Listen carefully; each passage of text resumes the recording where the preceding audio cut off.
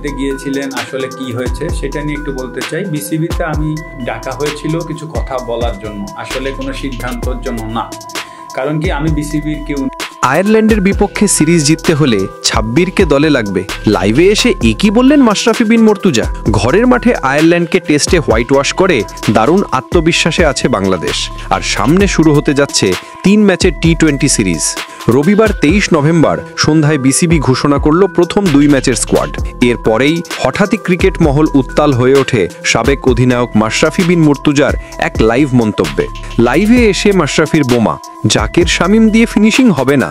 বাংলাদেশের কিংবদন্তি পেসার লাইভে এসে সরাসরি বলেন, আয়ারল্যান্ডের বিপক্ষে সিরিজ জিততে হলে ফিনিশিং অর্ডার শক্ত হতে হবে, কিন্তু জাকের, অনিক আর শামীম পাটোয়ারি বারবার ব্যর্থ।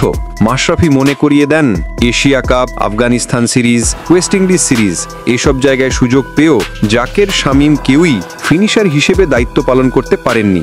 তার ভাষায়, এদের দিয়ে ফিনিশিং হবে না। টি-20 ক্রিকেটের শেষ 4 ওভারই ম্যাচ জেতে, আর এই জায়গায় আমাদের ভয়ঙ্কর কাউকে লাগবে। মাশরাফির দাবি, সাব্বির ছাড়া ফিনিশিং অর্ডার ভরসাহীন।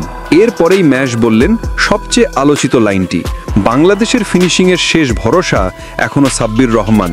জাকের, শামীম যা পারে না, সাব্বির সেটা করিয়ে দেখায়। তিনি আরও যোগ করেন, সিরিজে জিততে হলে সাব্বিরকে দলে ফেরাতেই হবে। হার্ড হিটার ছাড়া আমরা শেষ ওভারগুলো সামলাতে পারবো না। মাশরাফির মন্তব্যে আলোড়ন, বিসিবি কি নড়চড় করবে?